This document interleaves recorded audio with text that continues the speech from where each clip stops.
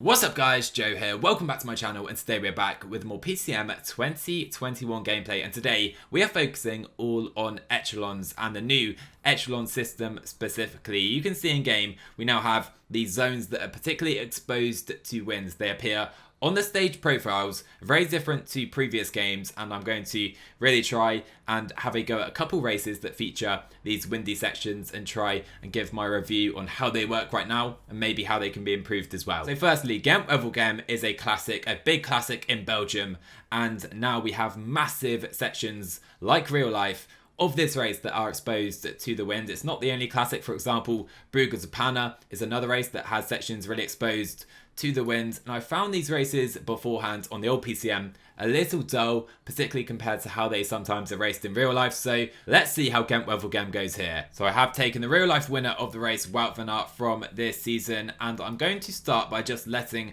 the peloton do their thing in the first couple of windy sections and see if they really try and break the peloton here. So we are now going to enter the first windy section. Again, I want to see the moment we enter this sector. You can see the wind right now is 14 kilometers per hour, and as soon, literally as soon as we enter that sector, it shoots up to 30 kph, and currently no one else is on the front. I'm at 60 relay. No one is trying anything right now, which to me is a little disappointing. And I will also say that I feel the way the wind automatically seems to shoot up to a really high number as soon as you enter these sectors seems somewhat scripted and a little realistic at first. So I've taken Tony Martin off the front, and again, literally no one is trying anything, at least in this first section of winds. And guys, let me tell you, we have 50 kilometer per hour winds right now. Excuse the graphical errors, that is of course because this is a beta version of the game. I have never seen wind this high on PCM. I actually don't think I have. Super strong winds right now. No one is trying anything. A very slow rhythm still in the peloton, and everyone is swept to one side of the roads. I am struggling for water, and what I will say is in this year's game you can no longer drop back just to get water in the middle of the pack like you could in previous games. You have to go right to the back of the peloton, so it's going to be difficult for me to grab any water before the end of this windy section. But you know what, let's give it a try. Let's test it out. Let's try and get water with Tunison and see how he goes. So guys, Mike Tunison has got the water, and look at his yellow bar. It is now a huge effort to get water, simply because you have to go right to the back of the group, and this is even the case as well in non-windy sections, so it's really much more tactical in that sense. But to this point guys, no one has tried anything in these windy sectors, so from what I can tell, the AI aren't really bothered at all by this wind, which is a bit of a shame to me. It seems it's all down to the player to force the gaps. And you know what? You know me guys, that is exactly what I'm going to try and do. We have around, I think, 20k to go before the end of this windy section. Let's see if we can create any echelons. Already guys, riders were literally dropped before I started pacing in this section, simply because it's so difficult to ride in this wind, which again is probably the case in real life. It's super difficult to ride in the winds compared to just a standard day with no really crosswinds causing any echelons. And look at this, as soon as I've upped the tempo, the peloton has been absolutely decimated with strong riders getting drops. So yeah guys, carnage has pretty much ensued instantaneously as soon as I've gone to the front. Riders just getting drops all the time now, including our own riders. Tunison now struggling after getting that water, and now 35 riders are in the group. So we have now got on to the Katsberg. Only a few riders in our team, Van Emden, Affini and Tony Martin, have anything left. Van Hooijdonk is looking after Wout van Aert as he did in real life. Little tip of the hat to the real race of course, but I wonder if we can really keep this going, as now Viviani struggling to. Alright, so we have crossed really the section of climbing in Webcam. I must say already this race is so much more enjoyable than it has been on previous PCMs, if not slightly overpowered and unrealistic, but more wind is coming, and you know what I'm about to do. Actually, first, I have gone to the back of the race. I want to show you just how much carnage I have caused by pressing on, and how quickly the groups have formed, just gone out the back, and there's no chance these guys can get back in. We have 41 riders at the front. I've been pacing 65 the entire way, and they struggle to get even any closer at all. Up the road, by the way, we still have an early breakaway, and they have been able to ride really well together in those crosswinds. And so right now we have 30k to go. A few more hills have caused utter carnage, and now we're back into the wind. 22 riders are here at the front. Wout van Aert is here with Van Hooijdonk. Let's see if we can break this group up even further, as a few guys do actually come back on. So you know what, 20k to go, let's go YOLO. Wout van Aert is going to try and attack in against Webcam right here. Van Hooijdonk is done. Hopefully we can at least form a smaller group at the head of the race rather than just riding to the line for a mass sprint. And so Kung and Pollitt have failed to catch us. We now have 20 riders in the group behind. Ollie Narsson almost has caught Wout van Aert here. I will say our 83, 85 flat on the day is obviously helping with this move, but hopefully we'll see more riders out the back here. The likes of Nizzolo we don't want here. There you go, Wout van Aert now has a 30-second lead. These guys struggling to get the energy and the cooperation together as more riders just slowly start to go to the back of the group. And yeah, to be honest, this has quickly turned into a procession. The 20 riders behind have decided to not try anything. I don't know why Van der Poel, Sagan or anyone like that didn't try and move up to Wout van Aert, but he has 2k to go. He has 2 minutes as well at the head of the race, and we're going to win against Webcam with absolute ease here with Wout van Aert solo by a massive margin. Here comes Wout then. Time to sit up, time to celebrate massively. Do we have any new celebrations? We've got some nice ones here. Wout van Aert celebrates across the line of Webcam. What